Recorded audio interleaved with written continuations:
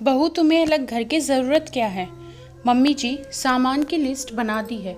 ये कुछ ज़रूरी सामान है जो मंगवाना है। दीपा ने लिस्ट अपनी सास विमला जी के हाथ में थमा दी।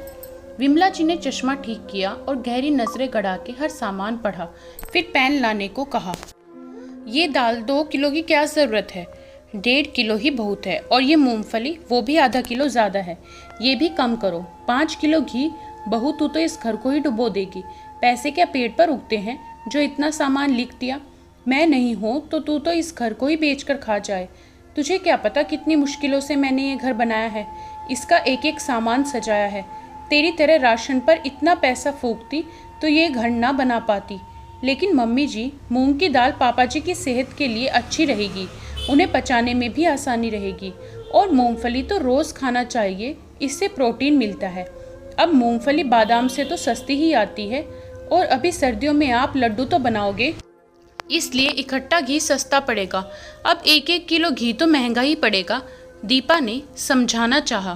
तभी विमला जी फिर से गुस्सा करने लगती है। तू अपनी गणित अपने पास ही रख। इकट्ठा घी लाना भी महंगा होगा, और तू मुझसे बहसबाजी मत कर। ये घर मेरा है तो मेरे हिसाब से ही चलेगा। जिस तरह सामान हर महीने आता है उसी तरह से आएगा। तू मेरी रसोई में ज़्यादा दखल अंदाजी मत किया कर। अपना खाना बना और मुंह बंद रखा। विमला जी के कहने के बाद दीपा फिर से चुप हो गई। फिर ये पहली बार तो नहीं हुआ है कि उसको इस तरह से डांटा गया हो। विमला जी की तो आदत ही हो गई है। वो अपनी बहू को अपने पैरों की जूती समझती है और उसकी बिल्कुल भी कदर नहीं करती है। हर समय ताने देना, अपमान करना उनकी आदत में है। दीपा भी कुछ तो संस्कारों की वजह से सब सहन कर रही थी और कुछ उसकी मजबूरी थी। उसका पति राघव ज़्यादा कुछ कमाता नहीं था। ससुर मोहन जी की तो सरकारी नौकरी थी, पर राघव ज़्यादा नहीं पढ़ा, तो उन्होंने ही एक बिजली की छोटी सी दुकान खुलवा दी। बस वो उसी पर सुबह शाम बैठता था, पर कमाई इतनी भी नहीं थी कि दोनों जनों का पेट भी भर सके। घर का सारा मोटा खर्चा राघव के पापा ही उठाते थे, इसलिए वो और दीपा उनसे दबकर रहते थे। उसके अलावा विमला जी के घर में तूती बोलती थी। वो पूरे घर को अपनी उंगली पर रखती थी और सब घर वालों को नचाती थी।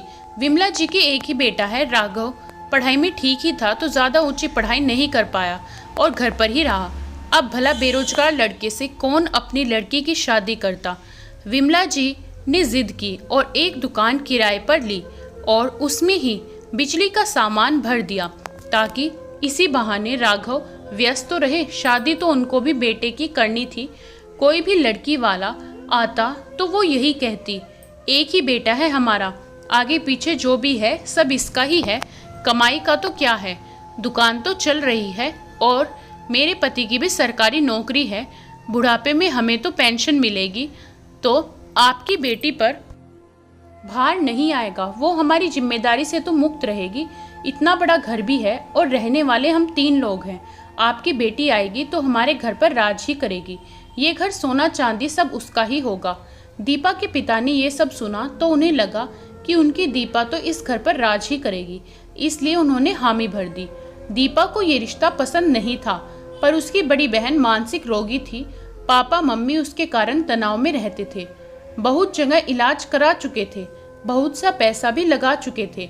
ऐसे में उनके लिए शादी करना आसान नहीं होगा, पर बेटी की शादी तो करनी ही है और छोटी बहन भी कब तक कुंवारी बैठी रहेगी। सब कुछ सोच समझकर देखभाल करके दीपा के पापा ने हामी भर दी, पर वो ये भूल गए कि लड़की की शादी के लिए घर परिवार और ससुर जी की नौकरी से ज़्यादा ज़रूरी है कि लड़के की काबिलियत और उसकी कमाई देखी जाए। आखिर लड़की को जिंदगी लड़के के साथ ही बितानी है। पति की कमाई हो तो वो सिर ऊपर उठा के चल सकती है, गर्व से जी सकती है। दीपा और राघव की शादी हो गई।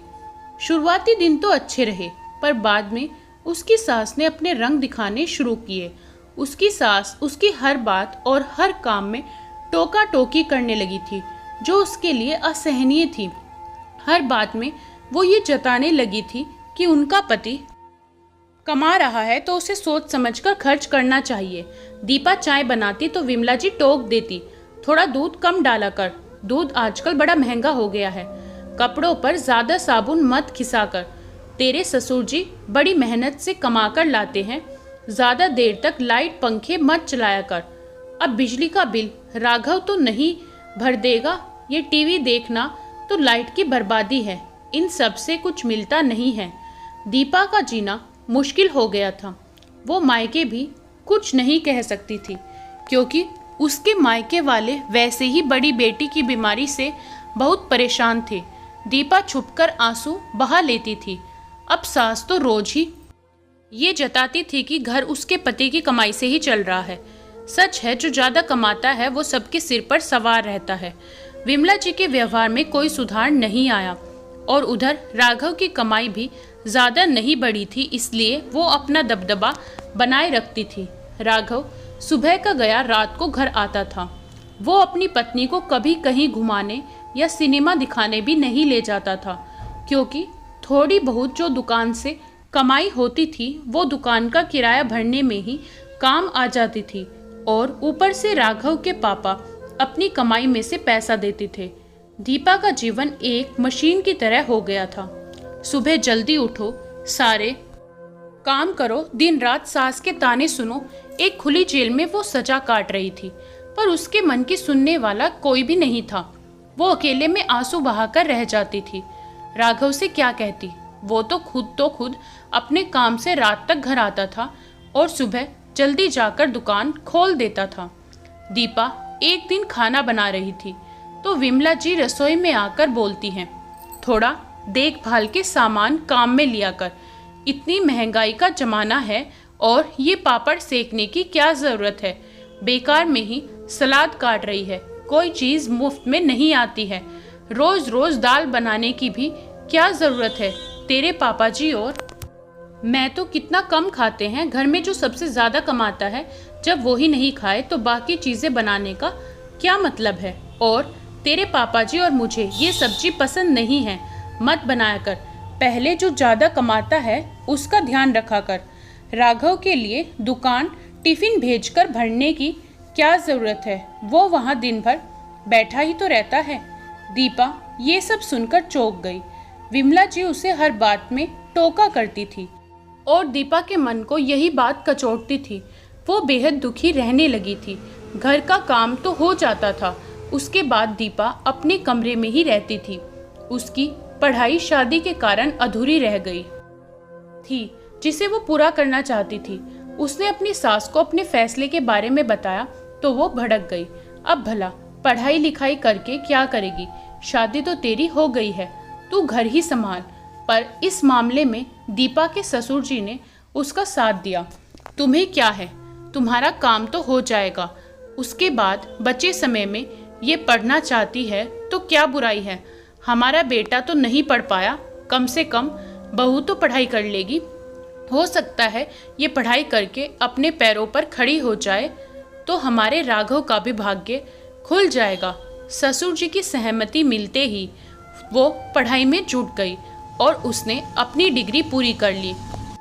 डिग्री पूरी करते ही मोहन जी ने उसे प्रतियोगी परीक्षा का फॉर्म भरवा दिया और कुछ महीनों बाद दीपा की सरकारी नौकरी लग गई। ये बात उसकी सास को हजम नहीं हुई। पढ़ाई तक तो ठीक था, पर अब बहू नौकरी करेगी तो घर कौन संभालेगा और वो किस पर राज करेगी? राघव अपनी पत्नी की सफलता से बहुत खुश था। वहीं मोहन जी ने बहू को बहुत सारा आशीर्वाद दिया, पर विमला जी अड़ गई कि बहू नौकरी नहीं करेगी। ठीक है, पढ़ाई कर ली, परीक्षा दे दी, नौकरी भी लग गई, पर नौकरी करना जरूरी तो नहीं है। तेरे ससुर जी कमा रहे हैं, हम खुद भी खाएंगे और तुझे तेरे पति को भी खिलाएंगे। मम्मी जी, खाना तो भिखारी को मंदिर के बाहर भी मिल जाता है, पर पेट भरना ही काफी नहीं है। उसे कितनी बार दुत्कारा जाता है, भीख के लिए सुनाया जाता है, उसकी हंसी उड़ाई जाती है, उसका अपमान किया जाता है। दीपा ने कहा, मैं भी यही सब सहन कर रही हूँ। मैं इस घर में रहती हूँ तो हूँ, खाना भी खाती हूँ, पर वो इज्जत की रोटी नहीं होती है, क्योंकि वो रोटी मेरे पति की कमाई से नहीं, मेरे ससुर जी की कमाई से आती है और उसके लिए मुझे ताने दिए जाते हैं। मैंने सब सहन किया क्योंकि मैं तब मजबूर थी, पर अब मजबूर नहीं हूँ। अब मैं भी अपने पैरों पर खड़ी हूँ। मैं इज्जत की रोटी खा सकती हूँ। मेरे पापा ने मेरी शादी कर दी क्योंकि उनकी मजबूरी थी। मैंने मम्मी पापा का मन रखने के लिए शादी की थी। मुझे लगा था कि चलो कोई ना, एक ही बेटा है तो मेरी सास अपनी बहू के लाड करेगी। पर आपने तो मुझे दिन रात ताने दिए कि मेरा पति कमाता नहीं है। पर मम्मी जी, राघव जी मेरे पति बनने से पहले आपके बेटे हैं। मैं भी कह सकती हूँ कि जब आपका बेटा इतना कमाता नहीं है कि वो अपनी पत्नी का पेट भर सके, तो आपने उसकी शादी क्यों की? क्यों किसी लड़की की जिंदगी बर्बाद की? क्या बहू को ताने देने के लिए ही ससुराल लाया जाता है ताकि वो ये सब सहन करती रहे? इन सब के बीच में मेरा क्या दोष है जो मुझे हर बात के लिए सुनाया गया? आखिर क्यों? आप मुझे कोई चीज़ प्यार से भी तो बता सकती थी। आप मुझे समझा भी सकती थी, कह सकती थी कोई बात नहीं, अभी राघव की कमाई कम है तो क्या हुआ, आगे बढ़ जाएगी। ये दिलासा भी दे सकती थी कि अभी तो मैं और तेरे ससुर जी हैं, तो तू किसी बात की फिक्र मत कर, हम सब देख लेंगे, संभाल लेंगे। इन सब से मुझे कितनी हिम्मत मिलती, मैं आपकी दिल से इज्जत करती। पर अब मैं और नहीं सहन करूँगी। मैं नौकरी करूँगी और अपना अलग घर लूँगी जहाँ मैं इज्जत की रोटी खा सकूँ। ये सुनते ही विमला जी के पास कोई जवाब नहीं था। वो मन ही मन गलानी महसूस कर रही थी। तभी मोहन जी बोले, बहू तुम नौकरी करो, पर अलग घर की ज़रूरत क्या है, यहीं सब साथ में रह लेंगे। पापा जी, मैं आपकी दिल से इज्जत करती हूँ। आज मैं जो भी हूँ सिर्फ आपकी वजह से हूँ। आप मुझे प्रेरणा नहीं देते तो मैं कुछ नहीं कर पाती, लेकिन मैं अलग घर लेकर रहूँगी। आपके सामने वाला घर ही ले लूँगी ताकि वहाँ मैं इज्जत से अपनी मर्जी से रह सकूँ। अब मैं नौकरी करूँगी तो दिन भर बाहर रहूँगी, घर पर ध्यान नहीं दे पाऊँगी, फिर से घर में कलह होगी। वो सब मैं नहीं चाहती हूँ। इससे अच्छा है हम आमने सामने रहें, एक दूसरे के दुख सुख के साथी बनकर रहेंगे, पास भी रहेंगे और दूर भी रहेंगे। मम्मी जी अपना घर संभालेंगी और मैं अपना घर संभालूंगी। राघव भी चुपचाप खड़ा था। वो अपने मम्मी पापा के सामने कुछ नहीं बोलता था, पर उसे भी पता था कि विमला जी दीपा के साथ में कैसा व्यवहार करती हैं। उसने भी अपनी मौन स्वीकृति दे दी। दीपा ने ऑफिस जाने से पहले घर के सामने ही एक घर किराए पर ले लिया और वहाँ अपने पति के साथ इज्जत से रहने लगी। दोस्तों, बेटा कमाता नहीं हो या कम कमाता हो तो उसका दोष बहू को क्यों दिया जाता है? सास ससुर जैसे दुख में अपनी बेटी का साथ देते हैं, वैसे ही बहू का साथ क्यों नहीं देते हैं? दोस्तों, इस कहानी के बारे में आपकी क्या राय है, हमें कमेंट करके बताएं। वीडियो को लाइक करें, शेयर करें और चैनल पर नए हो तो सब्सक्राइब करना ना भूलें।